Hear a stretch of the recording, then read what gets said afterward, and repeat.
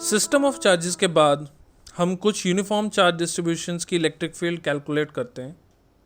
इसमें सबसे पहले हम एक रॉड लेंथ अज्यूम करते हैं। एक रॉड है जिसकी लेंथ L है। इस रॉड को अगर हम एक्स एक्सिस के अलॉन्ग प्लेस करें तो पॉइंट P पे इसकी इलेक्ट्रिक फील्ड कितनी होगी इस पूरी रॉड की वजह से। ये बहुत इंटरेस्टिंग फॉर्म है, बहुत बेसिक है, NCERT में भी ये डिस्कस किया जाता है। तो हम इसी से स्टार्ट करते हैं। देखिए, पूरी रॉड लेंथ को हम छोटे लेंथ एलिमेंट्स जिनकी लेंथ dx होगी, और चार्ज क्योंकि बहुत छोटा लेंथ एलिमेंट है तो इसका अज्यूम कर लेते हैं dq। ये लेंथ एलिमेंट्स जो हैं वो ओरिजिन से L यूनिट्स एक्स एक्सिस के अलॉन्ग वहाँ तक डिस्ट्रीब्यूटेड है। तो ऐसे छोटे छोटे dx एलिमेंट्स को अगर आप एक साथ जोड़ें तो पूरी रॉड मिल सकती है। हर छोटे लेंथ एलिमेंट की वजह से हम P पे इलेक्ट्रिक फील्ड निकालें तो ये क्वेश्चन हमारा सॉल्व हो सकता है, क्योंकि हर एलिमेंट की वजह से P पे इलेक्ट्रिक फील्ड पता है। तो आप सिर्फ एज्यूम करिए कि जैसे सुपर पोजिशन में आपने मल्टीपल चार्जेस की वजह से पॉइंट P पे इलेक्ट्रिक फील्ड निकाली थी वेक्टर एडिशन से, बिल्कुल वैसे ही यहाँ पे हमने करना है। ठीक है, तो इस लेंथ एलिमेंट का डिस्टेंस जो हमारा राइट हैंड कॉर्नर दिख रहा है रॉड का, वहाँ से x यूनिट्स है, और लास्ट एंड जो P के क्लोज है रॉड का वो d यूनिट्स है। तो आप मान सकते हैं कि dx का डिस्टेंस पॉइंट P से x प्लस डी है। और इस लेंथ एलिमेंट की वजह से जो फील्ड होगी वो भी बहुत छोटी है, जिसको आप अज्यूम कर सकते हैं स्मॉल, इनफाइनाइटेसिमली स्मॉल, तो वो dE होगी। तो field due to the small section can be calculated as dE। Since charge distribution जो है वो यूनिफॉर्मली डिस्ट्रीब्यूटेड है, तो यहाँ पे मैं लीनियर चार्ज डेंसिटी को इंट्रोड्यूस करूँगा। लीनियर इसलिए यूज़ कर रहा हूँ क्योंकि हमारे पास सिर्फ एक रॉड है जिसकी लेंथ L है। तो लीनियर चार्ज डेंसिटी जो होगी वो Q/L से रिप्रेजेंट की जाएगी, और क्योंकि ये यूनिफॉर्म है तो मैं इसे dQ/dx भी लिख सकता हूँ। एक बहुत इंपॉर्टेंट रिजल्ट हम यहाँ से सब्स्टिट्यूट करेंगे, which is lambda into d x is equal to d q. इसे आगे आप देखेंगे कि इसके एडवांटेजेस क्या होंगे। अब क्योंकि एक छोटा एलिमेंट है डी क्यू, उसकी वजह से पॉइंट P पे इलेक्ट्रिक फील्ड निकालनी है, तो that electric field should be 1/4πε0 into charge. जिस चार्ज की वजह से यहाँ पे फील्ड है वो है डी क्यू, और उसका लेंथ या आप बोल सकते हैं उसका डिस्टेंस कितना है चार्ज का इस पॉइंट से, that is x plus D. तो मैंने इन्हीं को पुट करके ये फॉर्म लिया है, which is 1/4πε0 into d q upon x plus d whole square. रही बात डायरेक्शन की, तो डायरेक्शन एक्स एक्सिस के अलॉन्ग है, पॉजिटिव एक्स एक्सिस के अलॉन्ग, तो वो आई कैप से रिप्रेजेंटेड है। डी क्यू को आप रिप्लेस कीजिए लैम्डा इंटू डी एक्स से, तो ये फॉर्म मिल जाएगी। अब इस फॉर्म को, ये है एक छोटे चार्ज की वजह से इलेक्ट्रिक फील्ड डी क्यू, और डी क्यू की वजह से अगर मैं ये अज्यूम करूं कि पॉइंट P पे फील्ड इतनी है, तो सभी ऐसे जो इनफाइनाइट डी क्यूज होंगे 0 से लेके L यूनिट्स तक एक्स एक्सिस के अलॉन्ग, उनकी वजह से कैसे निकालेंगे, तो आप इंटीग्रेट कर सकते हैं इसे 0 to L तक। तो 0 to L अगर मैं DE को इंटीग्रेट कर लूँ तो I will get the whole electric field, या बोल सकते हैं टोटल या net electric field at point P due to the rod 1/4πε0 into lambda into d x upon x plus d whole square i cap. इसमें lambda और 1/4πε0 common है, उसको आप कॉमन नहीं, कॉन्स्टेंट है, उसे आप बाहर ले सकते हैं। D x upon x plus d whole square जो है ये हमारा इंटीग्रेट होगा। This is the variable part. Integrate हम सिर्फ वेरिएबल कंपोनेंट को करते हैं। कैसे इंटीग्रेट करेंगे, नॉन मेडिकल के स्टूडेंट्स जानते हैं इंटीग्रेशन बाय सब्स्टिट्यूशन कैसे की जाती है, लेकिन क्योंकि ये चैनल कुछ मेडिकल स्टूडेंट्स भी फॉलो करते हैं, तो हम सब्स्टिट्यूशन मेथड कैसे यूज़ कर रहे हैं उसको देखते हैं।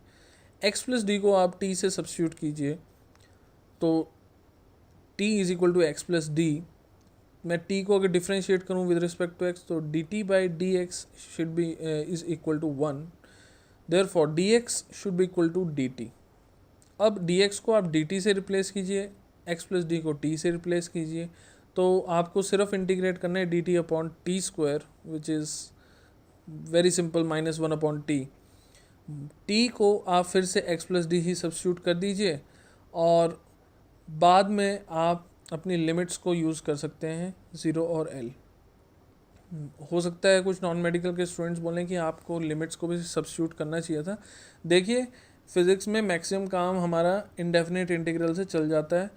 ये इंडेफिनेट इंटीग्रेशन है, आप बाय सब्स्टिट्यूशन इसका इंटीग्रल निकाल लीजिए -1/t, उसमें आप लिमिट पुट कर दीजिए, आंसर आपका फिर भी आ सकता है। ठीक है, तो मेथड को ज़्यादा कॉम्प्लिकेट नहीं करते हैं। अब 0 से l की सब्स्टिट्यूशन है, पहले l को डालते हैं तो -1/x प्लस l आएगा और 0 को पुट करेंगे तो -1/d रह जाएगा। तो इन दोनों लिमिट्स को अब आप पुट कर लीजिए, higher limit minus lower limit -1/l plus d minus into -1/d है ये, तो ये +1/d रह जाएगा। तो आप इसको सॉल्व कर लीजिए मैथमेटिकली, ये बहुत आसान है। तो लास्ट रिजल्ट जो है that is q/4πε0 into d into 1/l plus D. तो ये जो फॉर्म है ये आपका पॉजिटिव एक्स एक्सिस के लॉन्ग टोटल इलेक्ट्रिक फील्ड है पॉइंट पी पे रॉड की वजह से। जैसे जैसे ये पॉइंट दूर होता जाएगा वैसे वैसे इलेक्ट्रिक फील्ड भी कम होती जाएगी, बहुत सिंपल है। अब यहाँ से हमारे को एक चीज़ पता चलती है कि लीनियर चार्ज डेंसिटी जो थी, अगर वहाँ से हमें मदद मिलती है तो हम इलेक्ट्रिक फील्ड निकाल सकते हैं। दैट मीन्स आपको ये देखना है कि अगर रॉड लिया है तो एक छोटा लेंथ एलिमेंट है, वैसे ही अगर एक डिस्क ली है तो आपको उसमें भी कुछ छोटा एलिमेंट सपोज करना पड़ेगा जिसका चार्ज डी क्यू है। अगर स्फीयर लिया है या क्यूब लिया है वहाँ पे भी आपको एक छोटी वॉल्यूम को सपोज करना पड़ेगा कि मान लो एक छोटा वॉल्यूम है कोई जिसका चार्ज डी क्यू है। तो सरफेसेस में आपको सरफेस चार्ज डेंसिटी को यूज़ करना है, वॉल्यूम्स में आपको वॉल्यूमेट्रिक चार्ज डेंसिटी को यूज़ करना है और लेंथ एलिमेंट्स में आपको लीनियर चार्ज डेंसिटी का यूज़ करना है। तो इसी को हम आगे ले जाते हुए अब एक डिस्क की वजह से इलेक्ट्रिक फील्ड देखते हैं कि कैसे निकाली जा सकती है। So electric field due to a uniformly charge disc. Suppose हमारे पास एक डिस्क है जो XY प्लेन में रखी है जिसका रेडियस r है। हमें Z एक्सिस पर किसी पर्टिकुलर पॉइंट पे डिस्क की वजह से इलेक्ट्रिक फील्ड कैलकुलेट करनी है।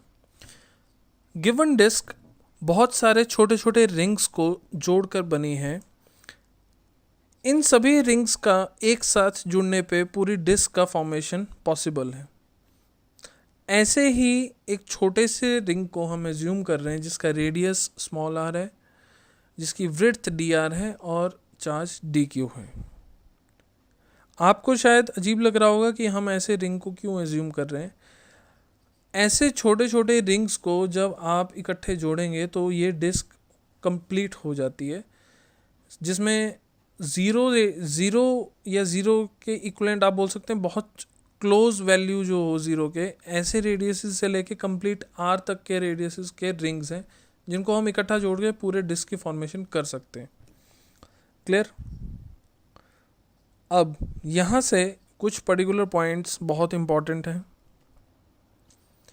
अगर आप एक स्मॉल रिंग की वजह से जिसका रेडियस r है और चार्ज dq है उसकी वजह से z एक्सिस के लॉन्ग फील्ड निकालते हैं और उसको एज्यूम करते हैं कि एक छोटे रिंग की वजह से या एक रिंग जिसका चार्ज dq है उसकी वजह से एक फील्ड de आप सपोज निकाल रहे हैं। उस फील्ड ऐसी फील्ड्स अगर बहुत सारे रिंग्स की एक साथ एडअप हो तो टोटल डिस्क की फील्ड निकाली जा सकती है। इसी प्रिंसिपल को यूज़ करते हुए हम de की वैल्यू निकालेंगे इस छोटे चार्ज dq की वजह से z एक्सिस के लॉन्ग। जैसे कि रिंग का रेडियस स्मॉल r है और इसकी वजह से एक फील्ड जो होगी हमारी वो किस तरफ होगी इसको समझना थोड़ा सा इम्पॉर्टेंट है। तो डिस्क जो है उसके जो कॉर्नर पॉइंट्स हैं that are making an angle theta, तो वहाँ से जो भी फील्ड बनेगी वो थीटा एंगल बना रही है z एक्सिस से। अब ये जो फील्ड है अगर आप देख रहे हैं एक्स एक्सिस पे राइट हैंड साइड की तरफ से मैंने लिया है तो एंगल थीटा बन रहा है, और डी ई जो होगी जेड एक्सिस के साथ वो भी सेम एंगल बनाएगी। बट नेट फील्ड जो होगी इस डी क्यू एलिमेंट की वजह से वो जेड एक्सिस के अलॉन्ग ही होगी। इस रिंग की वजह से जो नेट फील्ड होगी वो जेड एक्सिस के अलॉन्ग ही होगी।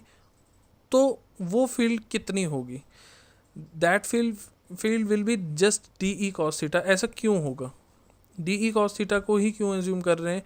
हम ये क्यों नहीं बोल रहे कि डी ई होगी नेट फील्ड, या डी ई साइन थीटा जो इसके परपेंडिकुलर होगा जेड एक्सिस के वो होगी? रीज़न बहुत सिंपल है।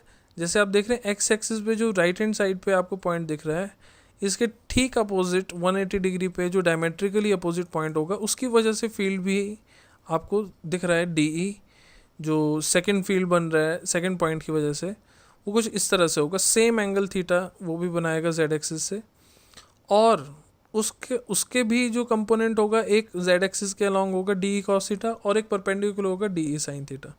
अब इन दोनों स्मॉल फील्ड्स को अगर आप समझ सकते हैं तो इनके साइन कंपोनेंट्स एक दूसरे को कैंसिल आउट करेंगे, और जो कॉस कंपोनेंट्स होंगे वो जेड एक्सिस के अलॉन्ग ऐड अप होंगे।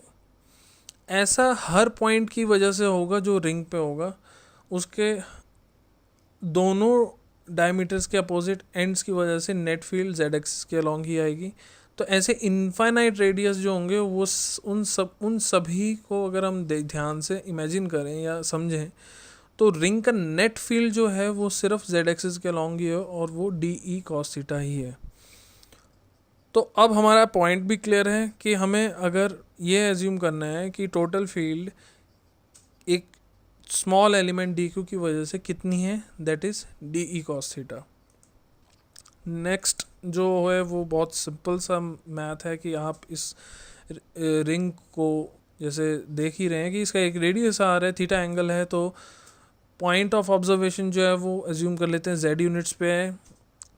तो हमारे पास एक ट्राइंगल बनता है ओ ए बी जिसमें hypotenuse is this, Pythagoras theorem simple. तो अब कोई भी एलिमेंट होगा रिंग का, उसका जेड एक्सिस से डिस्टेंस कितना है, under root z square plus r square. Clear? तो यहाँ से कुछ फॉर्म्स निकल के आती हैं। First is uniform charge density की वजह से sigma is q by pi r square. Sigma is linear charge surface charge density, क्योंकि रिंग का जो एलिमेंटल चार्ज है वो भी डी क्यू है, और इसका एरिया निकाल सकते हैं circumference into breadth. Circumference is 2 pi r and breadth is d r. तो जो हमने स्मॉल एलिमेंट डी क्यू लिए है इसको भी आप सरफेस चार्ज डेंसिटी की फॉर्म में लिख सकते हैं, sigma into 2 pi r into d r, या जैसे कि आप देख ही रहे हैं d q by 2 pi r d r is also surface charge density. Cos theta is simple base upon hypotenuse. Now what will be the total electric field? Total electric field is integral of dE cos theta k cap. K cap is direction of the net field along z axis. cos theta की value हमने यहाँ पे substitute कर दी है, और dE की form अब आपको थोड़ा सा खुद इन्वॉल्व करना है अपने आप को, थोड़ी सी प्रैक्टिस कीजिए कि dE को हम कैसे लिख रहे हैं। dE is very simple, k into d q upon square of the distance. k is as it is, d q is same, square क्योंकि हर सेगमेंट का जो रिंग पे है, रिंग के हर पॉइंट का distance under root z square plus r square है। इन्हीं चीज़ों को आप पुट कीजिए, ये फॉर्म आप खुद निकाल के देखिए, ये आना चाहिए। यहाँ से अब आपको कुछ सब्स्टिट्यूशंस करनी है, like D Q can be substituted. तो डी क्यू को आप sigma into 2 pi r d are से सब्स्टिट्यूट कीजिए, तो electric field will become this. Now constant terms को आपने बाहर लेना है, के को आप एक्सपेंड कर सकते हैं या के को एज इट इज़ ले लीजिए।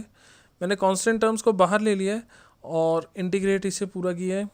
Integral of z square plus r square raise power -3/2 into 2r dr k cap from now this integration is going from 0 to r। इस इंटीग्रेशन को मैंने कैसे किया है, same method integration by substitution. Z square plus r square को मैंने t से substitute किया है, तो डी टी के by d r can be written as 2r। It's quite simple, d t को आप 2r dr से रिप्लेस कर सकते हैं, और z square plus r square is by t. तो इंटीग्रल बहुत सिंपल है, टी रेज पर -1/2 डिवाइड बाय -1/2। इस फॉर्म में आप लिमिट्स पुट कीजिए, by replacing first t by z square plus r square. तो z square plus r square now is now replaced. तो लिमिट्स आप जब पुट करेंगे 0 to r, you will get this form. E is equal to sigma upon 2 epsilon naught into 1 minus z divided by under root z square plus r square. This is the net electric field at point z. Now, most important point in competition is कि अगर ये disc या बोल सकते हैं ये जो circular disc आपको यहाँ दिख रही है, इसका अगर रेडियस जो कैपिटल आर है वो बहुत बड़ा है, ये डिस्क का रेडियस बहुत बड़ा है और जो पॉइंट ऑफ ऑब्जर्वेशन है बी, उसका डिस्टेंस नेग्लेजिबल है इसके कंपैरिजन में, डिस्क के रेडियस के कंपैरिजन में, तो तब क्या होगा? ऐसे केसेस में electric field becomes sigma upon 2 epsilon not. क्योंकि z एक्सिस के लॉन्ग आप देख रहे हैं तो k कैप तो है ही, विच इज़ डायरेक्शन. मैं वेक्टर्स के साथ बहुत स्ट्रिक्ट रहता हूँ तो मैं डायरेक्शंस मिस नहीं करना चाहता कभी भी. आप भी मत कीजिए, इससे बहुत हेल्प मिलती है कंपटीशंस में भी. Always use vector notations. Now coming to the fact, क्योंकि रेडियस बहुत बड़ा है और पॉइंट ऑफ ऑब्जर्वेशन एक नेग्लेजिबल डिस्टेंस पे, तो ऐसा कहाँ कहाँ यूज़ होगा? देखिए, ये वर्ड्स की फॉर्म में घुमाया जाता है कंपटीशंस में, और आपको बहुत स्पेसिफिकली स्टेटमेंट्स पढ़ने हैं जहाँ भी वर्ड्स यूज़ हों कि we have a infinitesimally large disc with charge q, या we have a very large radius disc present, या आपको बोला जाए इनफाइनाइटली लार्ज चार्ज्ड प्लेट. तो ऐसे ऐसे वर्ड्स जो होते हैं वो रिप्रेजेंट करते हैं कि आपके पास जो डिस्क है या जो प्लेट है वो बहुत बड़ी है और उसकी इलेक्ट्रिक फील्ड आपको सिग्मा अपॉन 2 एप्सिलॉन नॉट ही लेनी है. पॉइंट ऑफ ऑब्जर्वेशन का डिस्टेंस मैटर नहीं करेगा उस डिस्क से या उस प्लेट से. तो this is the field for infinitely large plate और ए डिस्क. ये स्टैंडर्ड रिजल्ट है, इसको आप हमेशा याद रखिए. ये पैरेलल प्लेट कैपेसिटर्स में बहुत इंपॉर्टेंट रिजल्ट है. आगे जब हम कैपेसिटर्स पढ़ेंगे तो उसमें ये रिजल्ट बहुत यूज़ होगा. ये result directly JEE advance, JEE mains, NEET, AIIMS, BITSAT हर जगह पूछा गया है, तो इसकी इम्पॉर्टेंस बहुत ज़्यादा है. इस टॉपिक को आप मार्क कर लीजिए, वेरी वेरी इंपॉर्टेंट टॉपिक है हमारा ये. नेक्स्ट जो एग्जांपल्स होंगे नेक्स्ट लेक्चर्स में, हम इन्हीं से कुछ रिजल्ट्स जो हैं उनको यूज़ करेंगे जो हमने प्रीवियस डिस्कशंस में कंप्लीट किए हैं इलेक्ट्रिक फील्ड और कूलम्स लॉ के. उन पे ही हमारे कुछ एग्जांपल्स हैं आगे. आज के लिए हम इतना ही डिस्कस करेंगे. अगले लेक्चर में हम आपसे कुछ एग्जांपल्स के साथ मिलेंगे. बहुत सिंपल से इलस्ट्रेशंस हैं, कैसे यूज़ करना है इन सबको, वही हम आपको बताएंगे, और एक अच्छे लेवल के प्रॉब्लम्स हैं ताकि आपको इम्प्लीमेंटेशन में ज़्यादा दिक्कत ना हो. तो आज के लिए इतना ही काफ़ी है. फिजिक्स पंडित को शेयर कीजिए, सब्सक्राइब कीजिए हमारे चैनल को, और ज़्यादा से ज़्यादा आप इन वीडियोस को सोशल मीडिया प्लेटफॉर्म्स पे फ्लोट कीजिए. हम चाहते हैं कि हमारे ये इनिशिएटिव मैक्सिमम स्टूडेंट्स तक पहुंचे और मैक्सिमम लोग बहुत इजीली घर बैठे फिजिक्स के इन टॉपिक्स को समझ पाएं.